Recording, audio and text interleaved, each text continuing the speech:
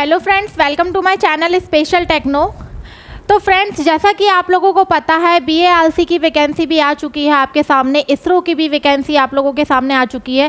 तो ये बहुत अच्छी अपॉर्चुनिटी है आप लोगों के सामने। जितने भी इलेक्ट्रीशियन के स्टूडेंट हैं उनको मैं एक इन्फॉर्मेशन देना चाहती हूँ कि देखिए, कुछ स्टूडेंट ऐसे हैं जो पुराने स्टूडेंट हैं जो मुझे मैसेज करके बोलते हैं कि मैडम जो बेसिक चीज़ें हैं वो हमें नहीं समझ में आ रही हैं, क्योंकि कुछ बच्चों ने प्राइवेट ITI से किया हुआ है जहाँ पे अच्छी तरीके से तैयारी नहीं हो पाती है, तो बच्चों का वहाँ पे बेस जो रहता है वो क्लियर नहीं हो पाता है ना। अब यहाँ मैं आप लोगों को जो इलेक्ट्रीशियन पढ़ाती हूँ, जो मेरे पुराने बच्चे पढ़े हुए हैं, है ना, जो मेरे ओल्ड स्टूडेंट हैं, तो उनको पूरा क्लियर हो चुका है क्योंकि मैंने बेसिक से उनको पढ़ाया है। लेकिन जो नए स्टूडेंट हैं, जो पहली बार मेरे को देख रहे हैं, जो पहली बार मुझसे पढ़ रहे हैं, जो चैनल से नए जुड़े हुए हैं, उनके लिए ये इन्फॉर्मेशन मैं देना चाहती हूँ कि आज मैं कुछ आप लोगों को टॉपिक्स पढ़ाती हूँ जिनके बारे में बहुत से बच्चों को नहीं पता होता है। एक्चुअली मालूम होता है, लेकिन उन बच्चों को जो स्टार्टिंग से ही प्रैक्टिस करते हुए आए हैं, जिन्होंने बहुत बार एग्ज़ाम दे चुके हैं, कई वैकेंसी उन्होंने अटेंड कर चुकी है ना, तो उनके लिए होता है। अब यहाँ पे मैं आप लोगों को बता दूँ, जैसे कुछ नए स्टूडेंटों ने मुझे मतलब मैसेज करके बोला कि मैडम हमारा अभी ITI कंप्लीट हुआ है, हमें अभी डिप्लोमा हुआ है हमारा, लेकिन हमें बेसिक बिल्कुल भी नहीं आता है। तो उन बच्चों के लिए स्पेशली ये वीडियो मैं बना रही हूँ। तो देखिए, सबसे पहले अगर हम इलेक्ट्रीशियन की बात करते हैं, है ना, तो इसमें आपको सबसे पहले समझना पड़ता है, क्योंकि इलेक्ट्रीशियन यानी इलेक्ट्रिकल, है ना, धारा की बात कर रहे हैं, करंट की बात कर रहे हैं, आवेश की बात कर रहे हैं, चार्ज की बात कर रहे हैं। तो यहाँ पे आपको सबसे पहले ये समझना है कि आपका स्टार्टिंग पॉइंट ही क्या है, आपका चार्ज है। अगर आप लोगों ने चार्ज को नहीं समझा है, डायरेक्ट आप जंप मार रहे हैं मशीन में, जो नए स्टूडेंट हैं उनके लिए मैं बता रही हूँ, वीडियो को बिल्कुल भी स्किप मत करना, पहले अच्छे से समझ लेना कि मैं बता क्या रही हूँ आप लोगों को। अगर मान लीजिए आप लोग डायरेक्टली जंप कर रहे हैं, आप लोग मशीन्स वगैरह में डायरेक्टली जंप कर रहे हैं कि मैडम हमें मशीन पढ़ा दो, या फिर मैडम हमें मोटर्स पढ़ा दो आप, या फिर मैडम हमें ट्रांसफार्मर पढ़ा दो, है ना, तो ये सब चीज़ें आप लोगों को तब समझ में आएंगी ना जब आप लोगों ने बेसिक पढ़ा होगा, है ना। बेसिक पढ़ा होगा तभी तो समझ में आएगा कि भाई ये सब चीज़ें हैं क्या, इनके अंदर जो इलेक्ट्रोमोटिव फोर्स होता है वो कैसे होता है, या फिर ट्रांसफार्मर के अंदर जो आपका म्यूचुअल इंडक्शन होता है वो किस तरीके से होता है। ये सब समझने के लिए सबसे पहले आपको जो फर्स्ट स्टेप है आपका वो आपको समझना पड़ेगा बेसिक। अगर आप लोगों का क्लियर नहीं है, आप लोग इलेक्ट्रीशियन नहीं, आप कोई भी एग्ज़ाम निकाल सकते हो। नए स्टूडेंट की बात कर रही हूँ, ठीक है। तो अब आगे बढ़ते हैं। सबसे पहले हम बात करते हैं भाई चार्ज से, ठीक है। कुछ इंपॉर्टेंट टॉपिक पढ़ा रही हूँ आप लोगों को, जिसको आप लोगों को कुछ डेटा है, फिक्स डेटा है, वो आप लोगों को याद रखना है 100%। और एक बार अगर आप लोगों ने याद कर लिया तो उससे न्यूमेरिकल्स भी आप लोगों को बन जाएंगे, उससे डेफिनेशंस भी आप लोगों को बन जाएंगी, उससे आप लोगों के उसके यूनिट्स भी निकाल सकते हो आप लोग। बहुत ईजी रहेगा, बहुत ईजी, ठीक है। सबसे पहले हम बात करते हैं आवेश की, ठीक है। स्टार्ट करते हैं आवेश से। आवेश को हम कहते हैं चार्ज। क्या कहते हैं? चार्ज, ठीक। अब सबसे पहले हमें ये समझना है कि चार्ज कैसी राशि है, कैसी क्वांटिटी है, पहले हमें ये समझना है। तो एक चीज़ मैं आप लोगों को बता दूं कि जो आवेश होता है वो कैसी राशि होती है, क्वांटीकृत राशि होती है। क्वांटीकृत राशि का मतलब होता है क्वांटाइज, जिसकी हम गणना कर सकते हैं, जिसको हम गिन सकते हैं।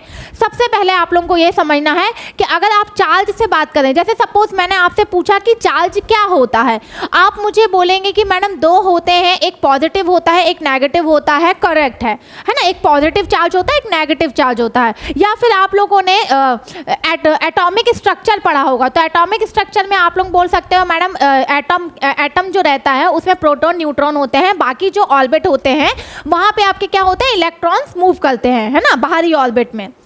तो यहाँ हम ये बोल सकते हैं कि भाई इलेक्ट्रॉन में नेगेटिव चार्ज होता है, प्रोटॉन में पॉजिटिव चार्ज होता है। चार्ज से मतलब बेसिकली स्टूडेंट यही सोचते हैं कि भाई एक पॉजिटिव एक नेगेटिव, करेक्ट है, पॉजिटिव नेगेटिव होते हैं, लेकिन चार्ज की कुछ प्रॉपर्टीज भी होती है। है ना। चार्ज की अपनी एक प्रॉपर्टीज होती है। तो सबसे पहली प्रॉपर्टी क्या होती है कि चार्ज जो आवेश होता है, जो चार्ज होता है वो क्या होती है, क्वांटीकृत राशि होती है। सबसे पहला मैंने क्या बताया कि यह एक क्वांटीकृत, ठीक है, क्वांटीकृत राशि है। अब क्वांटीकृत का मतलब होता है गणना करने योग, जिसकी हम गणना कर सकते हैं, ठीक है। क्वांटाइज क्वांटिटी होती है, ये क्या होती है भाई, आपकी क्वांटाइज, है ना, इंग्लिश में आप लोग लिख लेना, है ना, क्वांटाइज राशि होती है। दूसरी बात अगर हम यहाँ पे बात कर लें तो चार्ज क्या होती है कि योज्य राशि होती है। अभी मैं सब समझाऊंगी। क्या मैंने बताया कि यह एक योज्य राशि होती है, ठीक है। यहाँ पे आप लोग लिख सकते हो charge is a quantize quantity, ठीक है। और यहाँ पे आप लिख सकते हो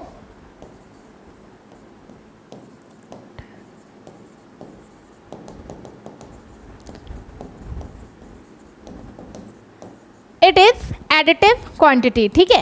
एडिटिव का मतलब क्या होता है, जिसको हम जोड़ सकते हैं, जिसको हम गणना कर सकते हैं, जोड़ सकते हैं। अब देखो इसका मैं समझाती हूँ आप लोगों को कैसे। सपोज मैंने बोला कि चार्ज एक क्वांटीकृत राशि है, ठीक है। क्वांटीकृत राशि का मतलब ये है कि भाई चार्ज हमें पता है एक पॉजिटिव होते हैं, एक नेगेटिव होते हैं, ठीक है, 100%। यहाँ पे मान लीजिए कि ये एक आपका कोई ऑब्जेक्ट है या फिर आपका एक पिंड है। यहाँ पे चार्ज है मान लीजिए +4 कूलम और यहाँ पे है -3 कूलम, ठीक है। तो मैं बोलूँगी कि इस पिंड का, इस ऑब्जेक्ट का, या ये कोई कंडक्टर है जो भी है, इसका मैंने पूछा कि टोटल चार्ज क्या होगा। तो आप क्या सोचेंगे कि मैडम ने बताया था कि चार्ज जो रहता है वो कैसी राशि होती है, क्वांटीकृत होती है, योज्य राशि होती है। तो पहले हम योज्य राशि की बात कर रहे हैं, एडिटिव की बात कर रहे हैं, ठीक है। तो इसको हमें क्या होगा, जोड़ना होगा। तो टोटल आपका चार्ज क्या हो जाएगा, QT = Q1 + Q2, यही होगा। योज्य राशि है, एडिटिव राशि है, जोड़ सकते हैं हम। तो यहाँ पे हम बोल सकते हैं QT = Q1 आपका है +4, देन उसके बाद आपका प्लस लगेगा और यहाँ पे है -3, ठीक है। इसको आप करोगे तो प्लस माइनस कितना आ जाएगा, 1। तो आपका QT = कितना आ जाएगा, 1। ऐसा ही होगा ना, क्योंकि प्लस यहाँ पे ब्रैकेट ओपन होगा, प्लस माइनस माइनस -3 आ जाएगा, 4 में से 3 गया आपका क्या आ जाएगा, 1 आ जाएगा। तो यही मैं आप लोगों को समझाना चाहती हूँ। एक मैंने एक एग्जांपल दिया है कि ये क्या होती है, योज्य राशि होती है चार्ज यानी कि आवेश, जोड़ने योग्य राशि होती है। दूसरी बात मैंने क्या बोला कि ये क्वांटीकृत राशि होती है। क्वांटीकृत राशि का मतलब क्या होता है, गणना करने योग्य। गणना करने योग्य मतलब कि अगर हमने बोला कि हमारे पास सपोज कोई चार्ज है, कोई हमारे पास आवेश है, ठीक है, तो वो कैसा हो सकता है भाई, 2 कूलम का हो सकता है, 3 का हो सकता है, 4 का हो सकता है, 5 का हो सकता है, ऐसे हो सकता है। लेकिन 1/2, 1/3, 4/3, 5.3, 6.8 ये बिल्कुल भी नहीं हो सकता, बिल्कुल भी नहीं हो सकता, ठीक है। क्या मैंने बताया, क्योंकि ये क्वांटीकृत राशि गणना करने योग्य। गणना यानी कि हम 1, 2 बोल सकते हैं कि भाई वहाँ पे 2 चार्ज हैं या 3 चार्ज हैं, 4 हैं, ये बोल सकते हैं कि 1/2 बोल सकते हैं, हाफ 3.5 नहीं बोल सकते, ठीक है। आप कहीं मान लीजिए 1 दर्जन आप लोग केला लेने गए, तो आप लोगों को पता है कि 1 दर्जन में 12 केले ही आएंगे। कभी सुना है आप लोग ने 12.5, 11.5? नहीं। तो ऐसा ही मैं आप लोगों को समझा रही हूँ कि चार्ज क्या होता है, क्वांटीकृत राशि होती है, ये क्या होती है, योज्य राशि होती है। पहली चीज कंप्लीट हुई, ये एकदम बेसिक समझा रही हूँ मैं आप लोगों को, ठीक है। अब क्योंकि चार्ज को हम डिनोटेड करते हैं किससे, Q से।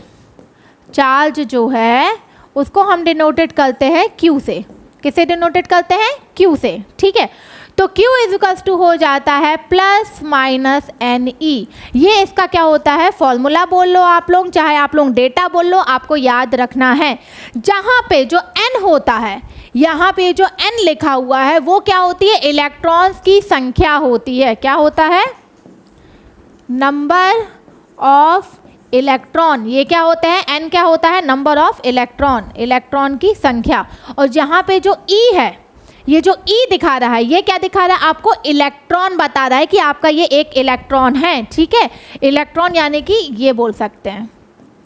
और इलेक्ट्रॉन में कितना आवेश होता है, पहले भी आप लोगों को बता चुकी हूँ, 1.6 into 10 to the power minus 19, 1.6 into 10 to the power minus 19 coulomb, ठीक है।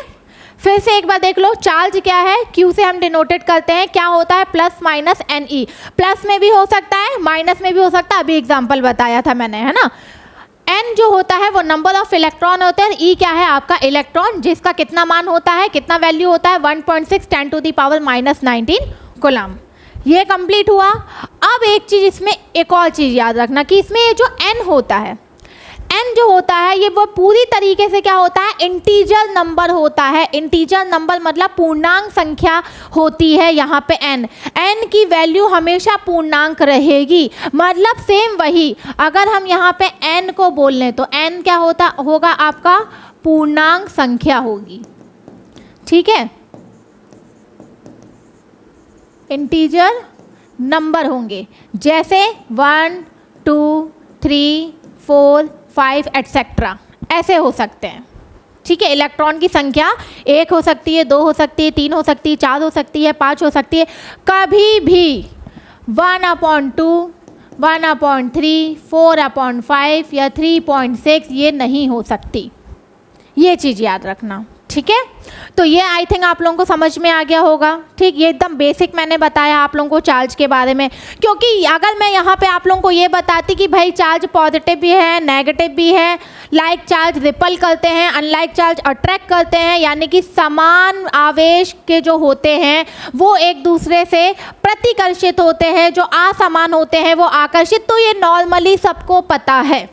10th क्लास में भी आप लोगों ने पढ़ा है, आई थिंक 8 से ही चालू हो जाता है साइंस वगैरह में, जब फिजिक्स आप लोगों का आता है तो वहाँ पे आप लोग कंप्लीटली ये पढ़ चुके होते हैं कि हाँ हमें मालूम है भाई कि एक पॉजिटिव है एक नेगेटिव है तो अट्रैक्ट होंगे, और अगर मान लीजिए दोनों पॉजिटिव है तो रिपल होंगे, है ना, क्योंकि आप लोगों को वहाँ पे प्रैक्टिकल्स भी कराया जाता है। विद्युत बल रेखाएं आप लोगों ने देखा होगा, आप लोगों ने प्रैक्टिकल किया होगा 10th में, है ना। एक आप लोगों को चुंबक दे दिया जाता है, मैग्नेट दे दिया जाता है, जिसमें जो मैग्नेटिक लाइन होती है वो N से S की तरफ होती हैं, उनकी जो दिशा होती है, उनका जो डायरेक्शन होता है वो नॉर्थ टू साउथ होता है, और मैग्नेट के अंदर साउथ से नॉर्थ होता है, ऐसे वो पूरा एक वक्र बनाती हैं, है ना। प्रैक्टिकल किया होगा बच्चों ने, तो वो मैं बता रही हूँ, तो ये बेसिक सबको मालूम है। तो जो हमारे कॉम्पिटिटिव एग्ज़ाम की तैयारी के उसमें जो इम्पॉर्टेंट है वो मैं आप लोगों को समझा रही हूँ यहाँ पे, ना, जो ज़रूरी है। अब यहाँ पे आगे बढ़ते हैं। अगर अब हम इसके, ये आवेश तो मैंने समझा दिया, चार्ज मैंने समझा दिया, अगर हम यहाँ पे बात कर लेते हैं आवेश के मात्रक की। देखिए एकदम बेसिक है, छोटे मोटे पॉइंट, क्योंकि बच्चों ने मुझे कमेंट किया था कि मैम समझा दीजिए, तो मैं यूट्यूब पे आप लोगों की क्लास लेके आई हूँ। बाकी पूरी क्लास आप लोगों को ऐप पर मिल जाएगी, ठीक है। पढ़ना है तो आप लोग ले सकते हो, नहीं पढ़ना है किसी और टीचर से पढ़ना है तो भी पढ़ सकते हो, कोई दिक्कत की बात नहीं है। अगर हम यहाँ पे बात करें unit of charge, unit of charge, ठीक है। अब यहाँ पे देखो यूनिट ऑफ चार्ज की बात कर रहे हैं, तो बेसिकली अगर मैं आप लोगों से पूछती हूँ कि चार्ज का यूनिट क्या होता है, तो आप क्या बोलोगे, मैम कूलम होता है ना। लेकिन वहाँ पे आप लोगों को किस में पूछ लिया जाएगा, SI, MKS या फिर CGS में पूछ सकता है। वहाँ पे SI और MKS में सेम होता है, आपका क्या होता है, कूलम होता है। तो यहाँ पे आप लोग लिख सकते हैं कि भाई SI या फिर CGS MKS में क्या होता है, आपका कूलम ही होगा, क्या होगा, कूलम ही होगा, ठीक है। दूसरी बात अगर हम पूछ ले CGS में, अगर हम पूछ ले CGS में अगर हम पूछ ले, तब क्या बताओगे, क्या होगा बताओ, सोचो। CGS में होता है ESU, क्या होता है, ESU, जिसको हम बोलते हैं इलेक्ट्रोस्टैटिक यूनिट। क्या कहते हैं, इलेक्ट्रोस्टैटिक यूनिट। तो ये हमें याद रखना है, ये याद रखना है कि भाई एमके और एसआई में तो सबको पता है कूलाम होता है, लेकिन सीजीएस में क्या होता है, ईएसयू इलेक्ट्रोस्टैटिक यूनिट होता है। ठीक है, अब आपसे कोई पूछ ले कि एक कूलाम में कितने ईएसयू होते हैं, कितने इलेक्ट्रोस्टैटिक यूनिट होते हैं एक कूलाम में, अगर पूछ लेता है तो ये भी डेटा, देखो ये सब मैं डेटा बता रही हूँ, ये डेटा आपको याद रखना ही रखना है, नोट कर लो कहीं पे, याद करके रख लो, बहुत इंपॉर्टेंट है, आगे चल के बहुत काम आने वाला है। जब आप लोग आगे का चैप्टर पढ़ोगे ना, तो वहाँ पे जो न्यूमेरिकल्स वगैरह आते हैं या इन्हीं सब क्वेश्चनों में वो आपको फंसा देता है। तो ये छोटे मोटे क्वेश्चन हम पढ़ के नहीं जाते हैं, वहाँ पे फिर मुँह लटका के बैठ जाते हैं, अरे हमें तो अब ये तो बनता ही नहीं है, अब हम क्या करें। ठीक है, तो अगर हम बात कर लेते हैं कि एक कूलाम की अगर बात करें तो एक कूलाम में कितने ईएसयू होते हैं, अगर ये आपसे पूछ लिया जाता है तो 3 × 10⁹ ESU होते हैं। ये डेटा आपको याद रखना है सबसे पहले। ठीक है, 100%। दूसरी बात, अगर अब आपसे उल्टा पूछ लिया जाए कि एक ESU में कितने कूलाम होते हैं, तो यहाँ पे याद रखना एक ESU में, अब आपसे उल्टा पूछ लिया गया कितने कूलाम होते हैं, तो ये आपको याद रखना है 3.33 × 10⁻⁻ आता है -10 coulomb.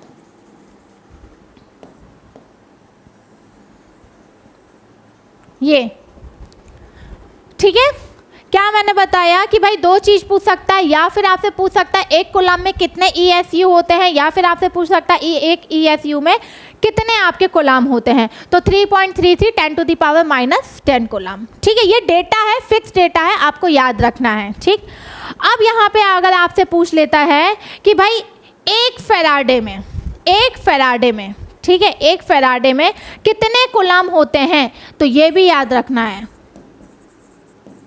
1 faraday is equals to how many coulomb. तो यहाँ पे आप लोगों को रखना है 96500 कूलाम होते हैं। कितना, एक फैराडे में।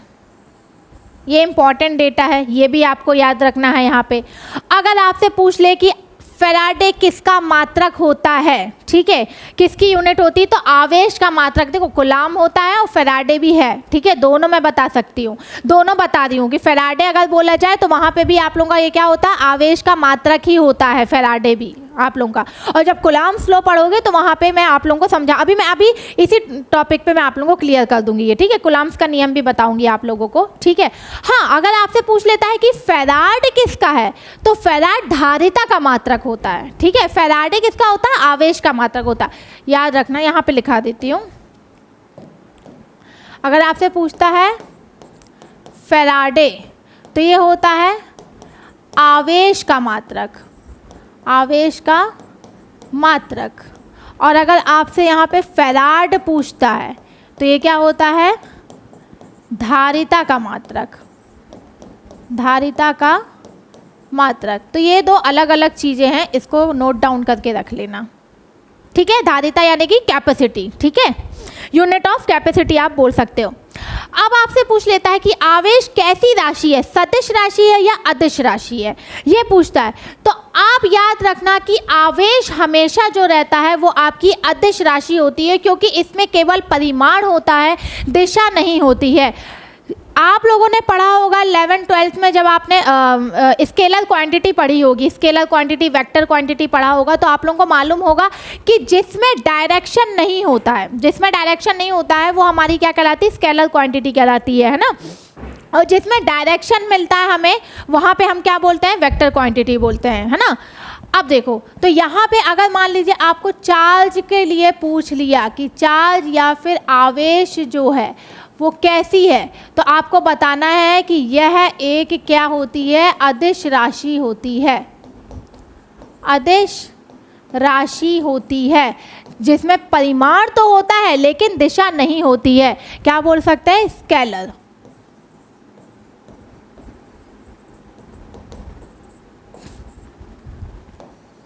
ये भी एक पॉइंट करके आप लोग लिख सकते हैं, ये भी बहुत इंपॉर्टेंट है। ठीक है, अब इसके आगे तो और कुछ आवेश से पूछने वाला नहीं है, आवेश में तो मैंने सब बता दिया। एक चीज और पूछ सकते हैं कि आवेश का मापन किससे किया जाता है, ठीक है, ये अगर पूछ लेता है तो विद्युतदर्शी से, ठीक है, इलेक्ट्रोस्कोप से आवेश का मात्रक कर सकते हैं, ये भी लिख लो आप लोग। आवेश का मापन यानी कि मेजरमेंट तो किससे होता है, इलेक्ट्रोस्कोप से, यानी कि विद्युतदर्शी से, ये भी आप लोग लिख सकते हो अगर पूछ ले तो, ये भी मैंने बता दिया, ठीक है। तो ये आपका हो गया भाई, आवेश के बारे में मैंने कुछ टॉपिक पढ़ा दिया। फिर से रिवाइज कर लेते हैं क्या क्या मैंने बताया कि चार्ज क्या होता है, क्वांटीकृत राशि होती है, गणना करने योग्य राशि होती है जिसको हम गिन सकते हैं, है ना, 1 2 3 4 5 6 7 8, है ना। जैसे मान लीजिए 1 दर्जन केला है तो हम गिन लेते हैं भाई इतने हैं, है ना। अब मान लीजिए आप लोगों के सामने मान लीजिए 2.5 रख दिया गया तो जो गिनने योग्य नहीं है तो वो क्वांटीकृत नहीं है, ठीक है। तो आवेश क्या होता है, क्वांटीकृत राशि होती है, योज्य राशि होती है, योज्य राशि मतलब जिसको हम जोड़ सकते हैं, ठीक है, ये भी मैंने बता दिया। चार्ज के बारे में बताया, क्यू से डिनोटेड करते हैं, फॉर्मूला क्या होता है, plus minus n e, n जहाँ पे नंबर ऑफ इलेक्ट्रॉन होते हैं, एन हमेशा पूर्णांक संख्या या इंटीजर होता है। पूर्णांक मतलब इलेक्ट्रॉन की जो संख्या रहेगी या फिर 1 रहेगी, 2 रहेगी, 3 रहेगी, 4 रहेगी, कभी भी 1/2 नहीं हो सकती, 3/4 नहीं हो सकती, 3.5 नहीं हो सकती, 6.5 नहीं हो सकती। तो ये एक समझाने का तरीका है, तो मैंने एग्जाम्पल दिया आप लोगों को, ठीक है। उसके बाद इलेक्ट्रॉन में जो आवेश होता है वो कितना होता है आपका, 1.6 10⁻⁻⁻⁹ कूलम, ये हो गया। देन उसके बाद हमने यूनिट ऑफ चार्ज पढ़ा, तो भाई यूनिट ऑफ चार्ज में मैंने क्या बताया कि एमकेएस और या फिर एसआई में कूलम होता है आवेश का मात्रक, सीजीएचएस में ईएसयू होता है, इलेक्ट्रोस्टैटिक यूनिट होता है, 1 कूलम में 3 × 10⁹ ईएसयू होता है, ठीक है। अभी मैं रिवाइज करवा रही हूँ इसलिए फटाफट बोल रही हूँ, वरना बोले मैडम आप तो बहुत जल्दी जल्दी बोल रहे हो। हाँ, क्योंकि रिवाइज करवा रही हूँ इसलिए बोल रही हूँ मैं, है ना, कोई दिक्कत की बात तो है नहीं इसमें, ठीक। अब देखो, अब आगे बढ़ते हैं, यहाँ पे अब हम बात करते हैं किसकी, कूलम्स लॉ की, ठीक है। अब इंपॉर्टेंट है आप लोगों का कूलम्स लॉ, आप लोगों ने पढ़ा भी होगा। तो कूलम्स लॉ ने क्या बोला हमें, पहले कूलम्स लॉ का देखते हैं। कूलम का नियम,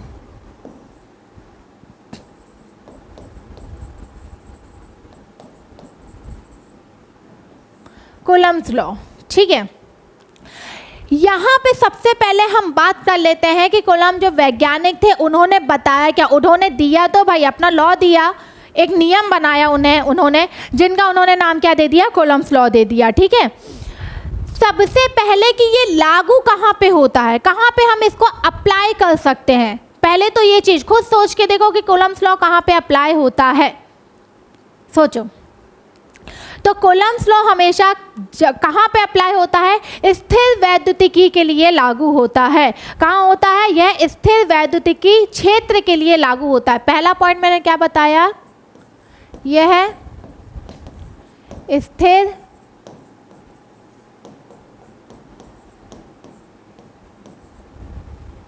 स्थिर वैद्युतिकी क्षेत्र के लिए लागू होता है, ठीक है। अब स्थिर वैद्युतिकी क्षेत्र मतलब it is applicable for static electric field. क्या बोला मैंने, it is applicable for static electric field. ये पॉइंट पहला आपको याद रखना है। कहाँ पे लागू होगा, स्थिर वैद्युतिकी क्षेत्र जहाँ पे होगा, जहाँ पे आपका स्टैटिक इलेक्ट्रिक फील्ड होगा, वहीं पे आपका कूलम्स लॉ लागू होगा, एप्लीकेबल होगा। पहला पॉइंट तो ये आप लोग दिमाग में बैठा के रख लो, ठीक है, कि कहाँ पे लागू हो रहा। दूसरी बात कि ये कैसा होता है, किस पर आधारित होता है, किस पर डिपेंड होता है, तो यह गुरुत्वाकर्षण का जो नियम होता है उस पर आधारित होता है। दूसरा मैंने क्या बताया, यह गुरुत्वाकर्षण नियम पर आधारित होता है। ठीक है, गुरुत्वाकर्षण के नियम पर आधारित होता है। जस्ट 1 सेकंड, क्या हुआ? डॉक्टर के यहाँ जा रही हो? हाँ ठीक है।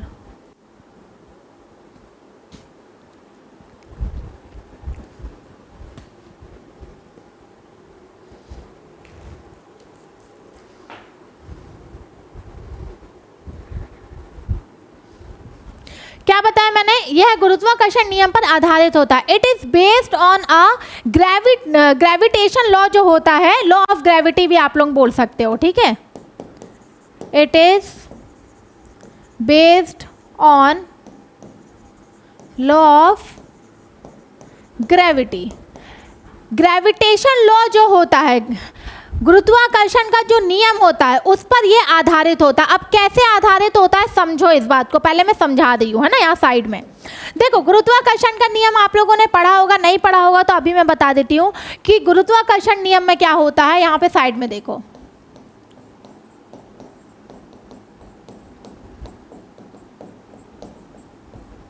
गुरुत्वाकर्षण में क्या होता है, F इक्वल्स टू होता है G m1 m2 अपॉन में r², यही होता है। जहां पे G क्या होता है, गुरुत्वीय नियतांक होता है, गुरुत्वीय नियतांक। जहां पे G क्या होता है, गुरुत्वीय नियतांक होता है, मतलब एक ग्रेविटेशनल कांस्टेंट होता है। इंग्लिश में भी लिखवा देती हूं, ग्रेविटेशनल कांस्टेंट। ठीक है, G क्या होता है, गुरुत्वीय नियतांक होता है। m1 m2 क्या होते हैं, तो m1 m2 दो ऑब्जेक्ट लेते हैं, कोई से भी आप m1 m2 दो ऑब्जेक्ट ले सकते हैं। जैसे सपोज मान लीजिए मेरा ये मार्कर है, ठीक है, तो ये मार्कर m1 हो गया, और जो हमारी पृथ्वी है, जो हमारा अर्थ है, वो क्या हो गया, m2 हो गया। तो अब आप खुद से बताइए कि दोनों में से किसका द्रव्यमान ज़्यादा होगा, दोनों में से किसका मास ज़्यादा होगा, इसका मास ज़्यादा होगा या फिर पृथ्वी का ज़्यादा होगा? ऑब्वियसली पृथ्वी का, अर्थ का मास ज़्यादा होगा। तो जब भी हम इसको गिराते हैं, ये देखिए, ओह सही में गिर गया, इसको हमने गिराया तो ये क्या आया, नीचे आया।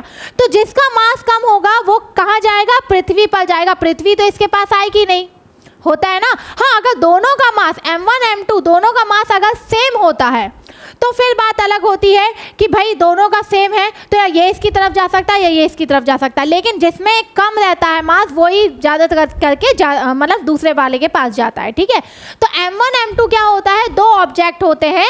अभी जैसे मैंने एक एग्जाम्पल के तौर पर बताया कि एक मार्कर हो गया और एक क्या हो गई, पृथ्वी हो गई। तो m1 m2 आपके क्या हो गए, दो ऑब्जेक्ट हो गए, और G क्या हो गया आपका, ग्रेविटेशनल कांस्टेंट हो गया। अब सपोज मान लीजिए m1 है यहाँ पे, m2 है यहाँ पे, तो ये दोनों के बीच का जो डिस्टेंस होता है उसको हम किससे डिनोटेड करते हैं, R से डिनोटेड करते हैं। किससे डिनोटेड करते हैं, R से। तो दोनों पिंड के बीच की दूरी क्या कहलाती है, R कहलाती है। ठीक है, डिफरेंस बिटवीन दोनों के बीच का जो दूरी रहता है, दोनों के बीच का जो डिस्टेंस रहता है वो क्या कहलाता है, आपका R कहलाता है। ठीक है, तो F is equal to, F यानी क्या होता है, बल, force. Force is equal to क्या होता है, G m1 m2 अपॉन में r²। ये गुरुत्वाकर्षण का नियम है और इस पर आधारित होता है आपका कूलम्ब का नियम। अब इस पर कैसे आधारित होता है, देखो यहाँ पे बता देती हूँ। थर्ड क्या होता है, वहाँ पे F लिखा हुआ है, बिल्कुल यहाँ पे भी हमें F लिखना है। वहाँ पे G लिखा हुआ है, यहाँ G की जगह K आ जाएगा। वहाँ m1 m2 लिखा हुआ है, यहाँ पे Q1 और Q2 आ जाएगा। क्यों, क्योंकि वहाँ पे वो ऑब्जेक्ट बोल रहा है कोई भी, लेकिन यहाँ पे तो हम चार्ज की बात कर रहे हैं ना, तो चार्ज लेंगे तो Q1 Q2 ही लेंगे। तो Q1 Q2 ये आ गया आपका चार्ज, अपॉन में r², तो r² सेम वैसा ही, तो बन गया ना गुरुत्वाकर्षण के नियम पे आधारित, आ गया सेम टू सेम वैसे ही। अब यहाँ पे क्या होता है कि K क्या होता है, कांस्टेंट होता है, एक नियतांक होता है। K क्या है, नियतांक। ठीक है, कांस्टेंट वैल्यू होती है, कांस्टेंट होता है, नियतांक होता है। ठीक है, अगर आपसे सपोज पूछ लेता है कभी इन फ्यूचर या किसी भी एग्जाम में कि गुरुत्वाकर्षण का नियम और कूलम्ब के नियम में समानता क्या है, सिमिलरिटी क्या है, तो आप लोग सिमिलरिटी क्या बताओगे, खुद देखो, ये गुरुत्वाकर्षण का है और ये क्या है आपका कूलम्ब का है। तो आप लोग एक चीज़ बोल सकते हो कि मैडम यहाँ गुरुत्वाकर्षण में हमें दिख रहा है F = 1/r², दिख रहा है कि नहीं दिख रहा है। और यहाँ पे भी आप बोल सकते हो कि मैडम F = 1/r², यहाँ पर भी दोनों सेम दिख रहा है, यहाँ पर भी सेम है, यहाँ पर कौन सी समानता है, कूलम्ब्स का नियम और गुरुत्वाकर्षण के नियम में समानता क्या है, तो व्युत्क्रम वर्ग की समानता है, इनवर्स स्क्वायर जो होता है उसकी सिमिलरिटी होती है, क्योंकि इसमें भी F = 1/r² है, इसमें भी F = 1/r² है। ये वैसे आता नहीं है लेकिन मैंने आप लोगों को बता दिया है कि अगर आप लोगों से सिमिलरिटी पूछ लिया जाए, कभी वाइवा वगैरह में ही पूछ सकते हैं कि कूलम्ब्स लॉ किस पर आधारित होता है, तो भाई हमने बता दिया गुरुत्वाकर्षण के नियम पर आधारित होता है। दोनों में सिमिलरिटीज क्या है, तो दोनों क्या होते हैं, व्युत्क्रम वर्ग का नियम उन दोनों में सेम होता है, क्योंकि यहाँ पे भी F = 1/r², यहाँ पे भी F = 1/r² होता है। ठीक है, ये चीज समझ में आई। अब आगे बढ़ते हैं। अब देखो, सबसे पहला मैंने आपको यहाँ पे क्या बोला, अकॉर्डिंग टू कूलम्ब्स लॉ, यहाँ पे डालना है साइड हेडिंग,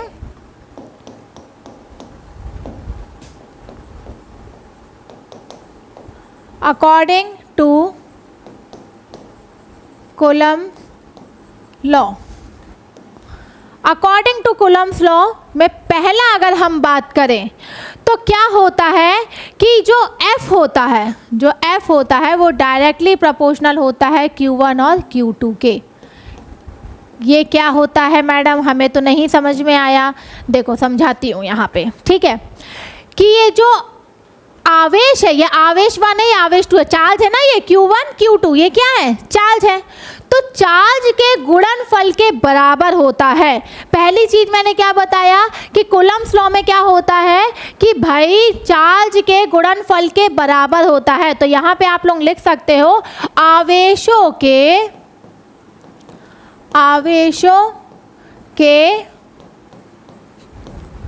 गुणनफल के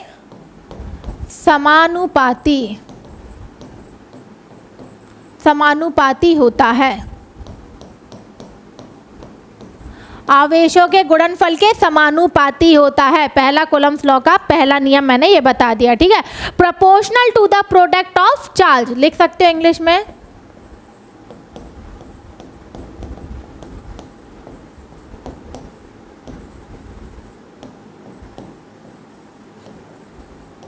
प्रोडक्ट ऑफ चार्ज। पहली बात तो ये हमें पता चल गई कि दोनों के गुणनफल के क्या होता है, समानुपाती होता है, डायरेक्टली प्रोपोर्शनल होता है चार्ज के प्रोडक्ट के। ठीक है, directly proportional to the product of charge, आवेशों के गुणनफल के समानुपाती होता है। पहली बात तो ये हो गई। दूसरी बात अब क्या होती है, तो देखो दूसरी बात यहाँ पे हम बात कर लेते हैं। F जो होता है इनवर्सली प्रोपोर्शनल होता है बीच की दूरी के स्क्वायर के। ठीक है, आवेशों के बीच की दूरी के वर्ग के व्युत्क्रमानुपाती। क्या मैंने बोला, आवेशों के बीच की दूरी के वर्ग के व्युत्क्रमानुपाती होता है।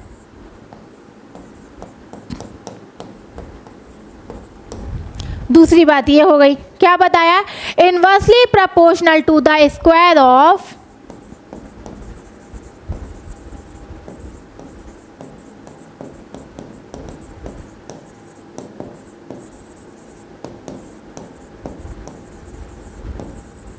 क्या बताया, inversely proportional to the square of the distance between the charge.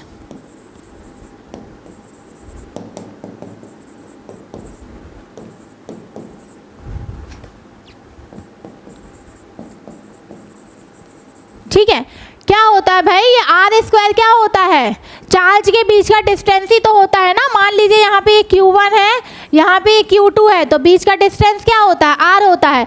तो चार्जों के बीच की दूरी के वर्ग के व्युत्क्रमानुपाती होता है। तो चार्ज हमारे पास ये है Q1 Q2, ठीक है, इन दोनों के बीच की दूरी क्या है, R है। तो R जो है उसका वर्ग कर देंगे, तो यानी कि स्क्वायर के व्युत्क्रमानुपाती, यानी कि inversely proportional to the square of the distance between the charge, ठीक है। दूसरी बात तो ये हो गई। अब तीसरा बात देखो, तीसरी क्या होती है।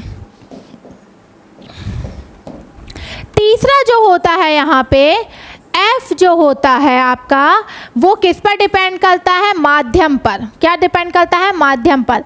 यानी कि हम बोल सकते हैं यहाँ पे कि आवेशों के बीच के माध्यम पर निर्भर करता है। आवेशों के बीच के माध्यम पर निर्भर करता है। निर्भर करता है या होता है, जो लिखना है वो लिख सकते हो। आवेशों के बीच के माध्यम पर, K क्या है, एक कांस्टेंट है ना, माध्यमी तो है K, तो वही मैंने बोला है कि F समानुपाती K आवेशों के बीच के माध्यम पर निर्भर होता है, यानी कि depend on the medium between the charge.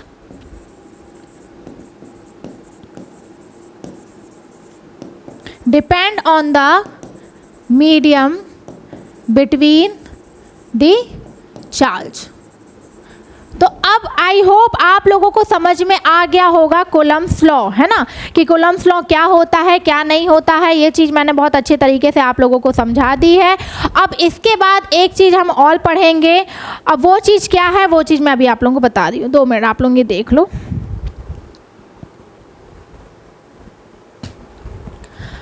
देखो, ये हो गया आपका कूलम्ब्स लॉ। अब यहाँ पे मैं फाइनली आप लोगों को एक डेटा बता रही हूँ। डेटा बताने का मतलब ये है, जस्ट 1 सेकेंड। डेटा, अब डेटा यहाँ पे मैं बता रही हूँ, तो ये वो डेटा आप लोगों को 100% याद करके जाना है या याद रखना है आप लोगों को, ठीक है। पहली चीज आपको अब भी मैंने बताया कि K क्या होता है, एक नियतांक होता है, एक क्या होता है, कांस्टेंट होता है। तो यहाँ पे अगर हम K की बात करें, यहाँ पे कुछ डेटा है जो आपको याद रखना है, ठीक है। K इज इक्वल टू होता है 1/4 पाई एप्सिलॉन, ठीक है। क्या होता है, K जो होता है 1/4 पाई एप्सिलॉन होता है। ये याद रखना है पहली चीज़। तो अब आप पूछोगे कि मैडम K तो आपने बताया कांस्टेंट होता है, एक नियतांक होता है। K का वैल्यू भी आपने बता दिया 1/4 पाई एप्सिलॉन होता है, ठीक है। लेकिन ये एप्सिलॉन होता क्या है ना। अब यहाँ पे ये चीज़ याद रखना। पहला चीज़ तो मैंने बता दिया कि भाई K क्या होता है, एक नियतांक होता है, यानी कि एक कांस्टेंट है ये K। पहली चीज़ तो ये हो गई। दूसरी बात, एप्सिलॉन क्या होता है, एप्सिलॉन आपका यहाँ पे होता है विद्युतशीलता। विद्युतशीलता यानी कि परमिटिविटी, ठीक है। परमिटिविटी जिसको हम बोलते हैं विद्युतशीलता, क्या बोलते हैं, परमिटिविटी, विद्युतशीलता बोलते हैं। अब ये जो एप्सिलॉन है, इसका फॉर्मूला क्या होता है, एप्सिलॉन बराबर होता है epsilon naught into epsilon r. ये याद रखना है, ठीक है, epsilon naught into epsilon r. अब यहाँ पे भी 2 बातें होती हैं कि भाई एप्सिलॉन नॉट क्या होता है। एप्सिलॉन नॉट की अगर हम बात करते हैं यहाँ पे बस, ठीक है, किसकी, एप्सिलॉन नॉट की, तो ये हवा या निर्वात की विद्युतशीलता होती है। क्या होती है, हवा या निर्वात की विद्युतशीलता। हवा या निर्वात की विद्युतशीलता होती है एयर या फिर वैक्यूम, ठीक है। एयर या वैक्यूम की परमिटिविटी होती है, ठीक है। दूसरी बात, अगर आपसे पूछ लिया जाए कि ER क्या होता है, तो ER आपकी क्या होती है, रिलेटिव, आपने वो पढ़ा है ना, रिलेटिव परमिटिविटी, वही होती है। ER आपका क्या होता है, सापेक्षिक विद्युतशीलता। ये होती है आपकी सापेक्षिक आपेक्षिक भी बोल सकते हैं, सापेक्षित विद्युतशीलता। मेरे को हिंदी में थोड़ा कन्फ्यूज़न है, आप लोग देख लेना, है ना, क्योंकि इंग्लिश मीडियम पढ़ाती हूँ तो हिंदी में एक बार चेक कर लेना। क्या होती है सापेक्षिक विद्युतशीलता? ये क्या होती है? ये होती है मात्रकहीन।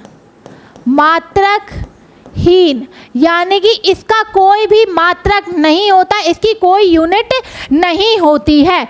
इसका मान हमेशा क्या होता है? इसका मान